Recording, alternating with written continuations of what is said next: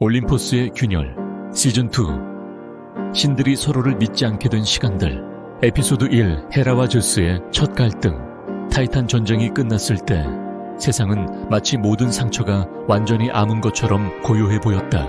하늘을 가르던 포효는 멈추었고 땅을 뒤흔들던 진동도 서서히 사라졌다. 신들과 인간 모두가 이제는 평화라는 단어를 입에 올려도 되는 시간이라 믿고 있었다. 올림포스 산 위에는 승자의 궁정이 세워졌고 제우스는 그 중심에 앉아 질서를 회복한 왕의 얼굴로 신들을 내려다보고 있었다. 번개는 그의 손에 있었고 그의 말은 곧 법이 되었으며 그가 고개를 끄덕이는 것만으로도 세상의 흐름은 방향을 바꾸었다. 그러나 그 왕좌의 곁에서 헤라는 세상을 보지 않았다. 그녀는 인간을 보지도 신들의 환호를 보지도 않았다. 그녀가 바라본 것은 오직 제우스 하나였다. 헤라는 알고 있었다. 제우스가 어떤 신인지 어떤 왕이 될 것인지를 누구보다 오래 가장 가까이에서 지켜봐 왔기 때문이다. 그는 세상을 사랑했지만 그 사랑은 언제나 위에서 아래로 흐르는 것이었고 질서를 말했지만 그 질서 속에 감정이 머물 자리는 거의 없었다. 첫 갈등은 말이 아니었다. 질문조차 되지 못한 생각들이었다. 왜 당신의 결정에는 항상 나의 자리가 없는가 잡나가? 왜 우리는 같은 왕좌에 있으면서 점점 다른 세상을 보고 있는가? 제우스는 그 질문들을 듣지 못했다. 아니, 어쩌면 들으려 하지 않았는지도 모른다. 왕에게 필요한 것은 이해가 아니라 결정이라고 믿었기 때문이다. 그의 시선이 올림포스 넘어 인간의 세계와 새롭게 재편될 질서로 향할 때마다 헤라는 왕좌 뒤에 남겨진 침묵을 조용히 그러나 분명히 자신의 마음속에 쌓아두었다. 그 침묵은 소리가 없었지만 무게는 확실히 존재했다. 그리고 그 무게는 아무도 알아차리지 못하는 사이 올림포스의 기둥 아래에 아주 미세한 균열을 남기고 있었다. 이것이 첫 갈등이었다. 아직 싸움은 아니었고 아직 번개도 떨어지지 않았다. 그러나 신들의 세계는 그날 이후 이전과 같은 곳일 수 없게 되었다. 에피소드 T 아테나의 기이한 탄생. 어느 날 제우스의 머릿속에서 이전에 한 번도 느껴보지 못한 고통이 시작되었다. 그것은 번개처럼 즉각적인 통증이 아니라 사고 자체가 찢어지는 듯한 감각이었다. 생각과 권능이 서로를 밀어내며 충돌하는 느낌. 천둥의 왕은 처음으로 자신의 힘 앞에서 무릎을 꿇었다. 신들은 숨을 삼켰고 올림포스는 그날 낯선 정적에 잠겼다. 헤라는 그 순간 설명할 수 없는 예감을 느꼈다. 이 고통은 벌도 병도 아니라 무언가가 세상으로 나오려는 피할 수 없는 과정이라는 것을. 마침내 제우스의 머리가 갈라지는 순간 빛이 터져 나왔다. 그 빛은 따뜻하지 않았다.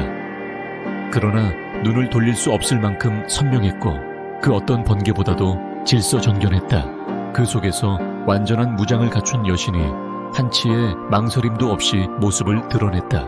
아테나. 그녀는 태어나는 순간부터 세상을 이해하고 있었다. 전쟁의 구조를, 권력의 흐름을, 그리고 올림포스 내부에 이미 형성되고 있던 긴장을. 아테나는 울지 않았다. 왜냐하면 그녀에게 세상은 이미 질문이 아니라 해결해야 할 문제였기 때문이다. 제우스는 그녀를 바라보며 자신의 힘이 한 단계 더 완성되었다고 느꼈다. 그러나 헤라는 알았다. 이 탄생이 축복만은 아니라는 것을. 아테나는 제우스의 딸이었지만 동시에 그를 가장 정확히 이해할 수 있는 유일한 존재가 될 가능성이었다. 그날 올림포스는 더 강해졌고 그만큼 더 쉽게 무너질 수 있는 새로운 균형 위에 서게 되었다. 에피소드 3 포세이돈의 분노. 바다가 일어나다. 하늘에서 시작된 균열은 바다에 가장 먼저 전해졌다. 포세이돈은 오래 침묵해온 신이었다. 왕좌는 형의 것이었고 번개는 형의 언어였다. 그는 늘 그 옆에 있었지만 결정의 중심에는 서지 못했다. 그러나 바다는 달랐다. 바다는 그 누구의 허락도 받지 않았고 그 누구의 통제도 받지 않았다. 끝이 없고 깊이를 알 수 없으며 한번 움직이면 기억마저 삼켜버리는 세계. 포세이돈의 분노는 순간적인 폭발이 아니었다. 그것은 오랜 시간 쌓인 침묵과 무시, 그리고 인정받지 못한 자의 자존심이 서서히 밀려오는 파도처럼 형태를 갖추는 과정이었다. 삼지창이 바다를 찍는 순간 물은 더 이상 경계가 아니었다. 파도는 길이 되었고 길은 도시를 덮쳤으며 도시는 기억으로 변했다. 이것은 파괴가 아니었다. 이것은 선언이었다. 나는 주변이 아니다. 나는 여전히 이 세계의 한 축이다. 인간은 그날 이후 하늘보다 바다를 먼저 두려워하게 되었고 올림포스는 마침내 깨달았다. 형제의 갈등은 신들만의 문제가 아니라 세상의 근간을 흔들 수 있다는 사실을. 시즌2 에피소드 4 하데스의 실종, 저승의 균열. 저승은 늘 고요해야 하는 곳이었다. 죽음 이후의 세계는 혼란이 아니라 질서로 유지되는 영역이었고 그 질서의 중심에는 언제나 하데스가 있었다. 그는 화려하지 않았고 목소리를 높이지도 않았지만 존재만으로 균형을 붙잡는 신이었다. 그러나 어느 날 저승의 문이 열리지 않았다. 죽은 자들의 혼은 강가에 머물러 발걸음을 떼지 못했고 심판의 자리에는 침묵만이 남아있었다. 시간은 흐르지 않았고 저승의 강은 미묘하게 방향을 잃기 시작했다. 하데스의 실종은 단순한 부재가 아니었다. 그것은 세계의 아래쪽에서부터 균열이 시작되었다는 신호였다. 생과 사를 가르던 경계가 흐려지자 인간의 땅에서는 설명할 수 없는 현상들이 나타났다. 꿈과 죽음이 뒤섞였고 끝났어야 할 것들이 다시 숨을 쉬었다. 올림포스의 신들은 불편한 침묵 속에 모였다. 누구도 하데스를 쉽게 부르지 않았고 그를 찾는 일은 곧 죽음의 질서를 다시 들여다보는 일이었기 때문이다. zeus는 번개를 쥐었지만 이번에는 그것이 답이 되지 않는다는 사실을 알고 있었다. 헤라는 불안 속에서 왕좌를 지켰고 아테나는 이 사태가 우연이 아님을 직감했다. 저승이 흔들릴 때 세상 전체는 그 진동을 피할 수 없다. 그리고 그 균열은 아직 드러나지 않은 더 큰 사건을 예고하고 있었다. 시즌2 에피소드 5 프로메테스의 반역, 인간에게 불을 준 죄. 불은 비치기 이전의 질문이었다. 인간이 그 빛을 손에 쥐는 순간 어디까지 허락할 것인가라는 질문이 올림포스 전체에 던져졌다. 프로메테스는 그 질문을 피해가지 않았다. 그는 인간을 연약한 존재로만 보지 않았다. 추위와 어둠 앞에서 무너지는 존재이면서도 배우고 기억하고 다음 날을 준비하는 존재로 바라보았다. 그 가능성이 불보다 더 위험하다는 사실을 그는 누구보다 잘 알고 있었다. 그래서 선택은 오래전부터 준비되어 있었다. 불꽃은 훔쳐진 것이 아니라 의도적으로 넘겨진 것이었다. 신의 영역에서 인간의 시간으로 불이 인간의 손에 옮겨가자 밤은 더 이상 절대적인 주인이 아니게 되었고 두려움은 설명 가능한 감정으로 변하기 시작했다. 그 변화는 조용했지만 되돌릴 수 없는 방향을 향하고 있었다. zeus는 즉시 알아차렸다. 이것은 단순한 규칙 위반이 아니라 질서 그 자체에 대한 도전이라는 것을. 불은 곧 생각이 되었고 생각은 질문이 되었으며 질문은 언젠가 신에게 향할 것이기 때문이다. 형벌은 본보기여야 했다. 프로메테스는 사슬에 묶였고 고통은 매일 반복되었다. 그러나 그 처벌은 끝이 아니라 새로운 설계의 시작에 불과했다. zeus는 깨달았다. 불을 되돌릴 수 없다면 불을 가진 인간을 시험해야 한다는 것을. 시즌2 에피소드 6 판도라의 상자가 열린 날. 판도라는 벌이 아니었다. 그녀는 계획이었다. 신들은 인간에게서 불을 빼앗는 대신 불을 가진 채 살아가게 두되 그 선택의 무게를 감당하게 만들고자 했다. 그래서 판도라는 선물처럼 보내졌다. 아름다움과 호의, 그리고 설명되지 않은 호기심을 함께 지닌 존재로 그녀가 쥔 상자는 열지 말라는 말과 함께 주어졌다. 그러나 그 말은 이미 상자의 존재 이유를 말해주고 있었다. 열 수 있다는 가능성, 그리고 열고 싶어질 수밖에 없는 마음. 프로메테스의 불이 인간에게 능력을 주었다면 판도라의 상자는 그 능력의 대가를 가르치기 위한 것이었다. 상자가 열리던 순간 재앙은 갑작스럽지 않았다. 마치 오래 기다려온 것처럼 질병과 슬픔, 분노와 질투가 질서 정연하게 세상으로 흘러나왔다. 인간은 처음으로 깨달았다. 불이 모든 것을 해결해주지는 않는다는 사실을.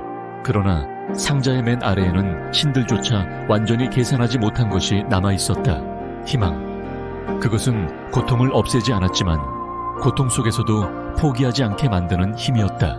그 순간 시험은 실패이자 성공이었다. 인간은 무너졌지만 사라지지 않았고 세상은 더 복잡해졌지만 계속 움직였다. 그리고 이 모든 변화는 다음 신에게, 가장 불안정한 존재에게 조용히 전달되고 있었다. 시즌2 에피소드 7 아레스의 광기. 전쟁의 신이 폭주하다. 전쟁은 언제나 인간의 땅에서 피어났지만 이번 전쟁의 씨앗은 신의 마음에서 먼저 발화했다. 아레스는 처음부터 불안했다.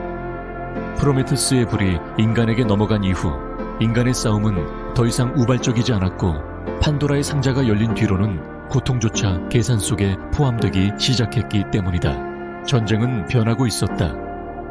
그리고 그 변화는 전쟁의 신에게 가장 먼저 위협으로 다가왔다. 아레스는 혼란을 감지했다. 전쟁이 그의 의지와 무관하게 스스로 자라나고 있다는 사실을. 분노는 더 빨리 퍼졌고 증오는 기억을 갖기 시작했으며 복수는 하나의 서사가 되어 사람들 사이를 떠돌았다. 그는 처음엔 웃었다. 전장은 여전히 붉었고 칼과 방패는 그의 이름을 부르고 있었다. 그러나 웃음은 오래가지 않았다. 싸움이 끝난 뒤에도 분노가 사라지지 않는 장면들이 그의 시야에 들어오기 시작했기 때문이다. 전쟁이 끝나지 않는다는 것. 그것은 신에게조차 불길한 징조였다. 아레스는 개입하기로 했다. 그러나 그의 개입은 질서를 세우는 방식이 아니었다. 더 큰 충돌, 더 많은 피, 더 극단적인 선택을 부추기는 쪽이었다. 전쟁을 다시 자신의 영역으로 끌어들이기 위해 그는 전쟁을 극대화했다. 그 순간부터 광기가 시작되었다. 전쟁은 목적을 잃었고 승리는 공허해졌으며 패배는 끝없는 보복으로 이어졌다. 아레스는 더 이상 전쟁을 다스리는 신이 아니라 전쟁에 휩쓸리는 존재가 되어갔다. 아테나는 그 변화를 가장 먼저 알아차렸다. 전략이 사라진 전쟁, 방향 없는 폭력은 결국 신의 권위마저 갉아먹는다는 것을 그녀는 너무도 잘 알고 있었다. 그러나 아레스는 멈추지 않았다. 그는 스스로를 증명하려 했고 그 증명은 파괴로만 가능했다. 그가 지나간 자리마다 도시는 무너졌고 사람들의 기억에는 전쟁이 아닌 공포만 남았다. 이 폭주는 올림포스 전체에 하나의 질문을 던졌다. 전쟁의 신조차 통제할 수 없는 시대가 이미 시작된 것은 아닌가. 그리고 그 질문은 곧 전혀 다른 방식의 균열로 이어지게 된다. 시즌2 에피소드 8 아프로디테의 금사과. 올림포스를 갈라놓은 한 문장. 전쟁이 세상을 찢고 있을 때 올림포스에서는 전혀 다른 종류의 싸움이 자라고 있었다. 칼도 피도 없는 전쟁. 그러나 그 어떤 전투보다 오래 남을 균열의 시작이었다. 연회가 열렸고 축복의 말들이 오갔다. 그러나 한 존재는 초대받지 못했다. 불화의 여신 에리스. 그녀는 분노하지 않았다. 대신 황금빛으로 빛나는 금사과는 조용히 놓았다. 작고 완벽한 형태로 아무 말도 하지 않은 채 모든 시선을 끌어당겼다. 가장 아름다운 이에게 이 문장은 단순한 장식이 아니었다. 그것은 질문이었고 동시에 판결문이었다. 아프로디테는 그것을 보는 순간 알았다. 이 사과는 자신을 부르기 위해 존재한다는 것을. 그러나 헤라는 왕비였다. 아름다움은 단지 외형의 문제가 아니라 권위와 정당성의 문제라고 그녀는 믿었다. 아테나는 또 달랐다. 지혜와 통찰이 없는 아름다움은 허상에 불과하다고 생각했다. 사과는 손에 들리지 않아도 이미 마음속에서 이동하고 있었다.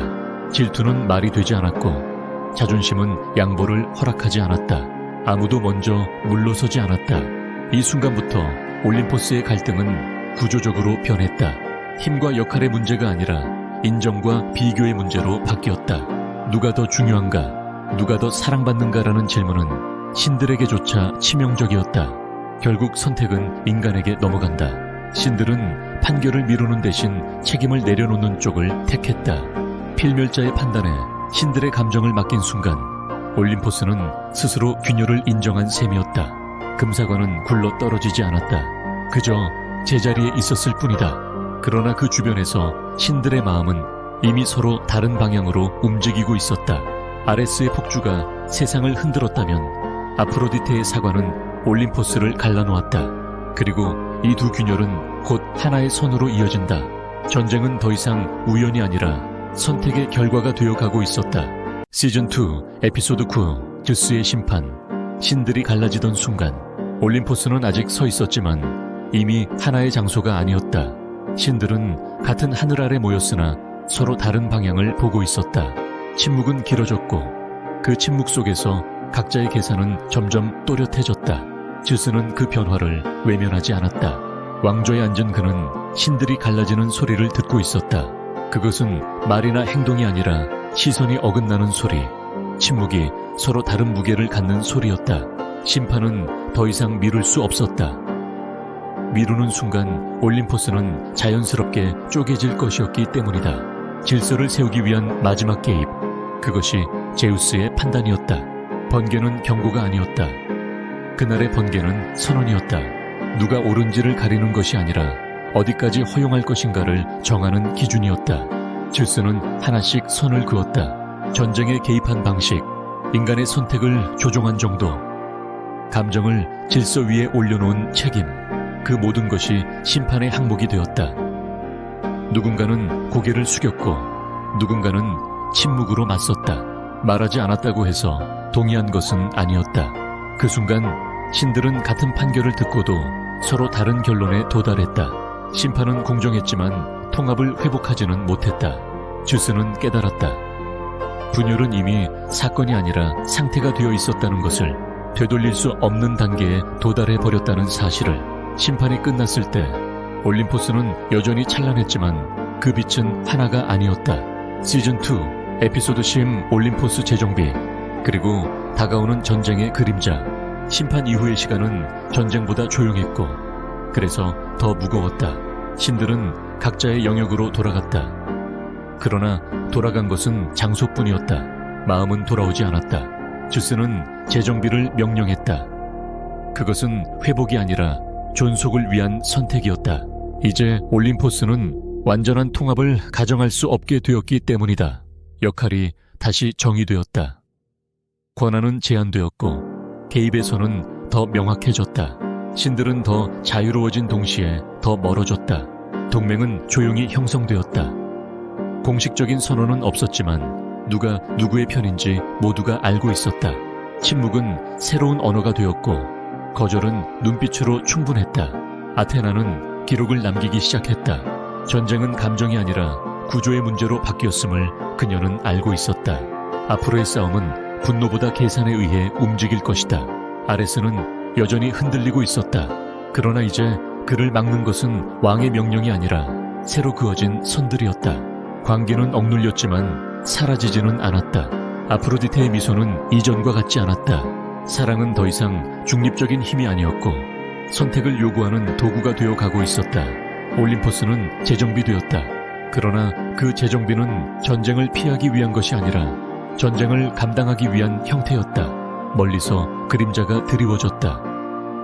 아직 이름 붙여지지 않은 전쟁, 그러나 이미 준비되고 있는 충돌. 이번에는 우연도 오해도 아닌 선택과 구조가 만든 전쟁이었다. 신들은 알고 있었다. 다음 이야기는 더 이상 신화가 아니라 필연이라는 것을.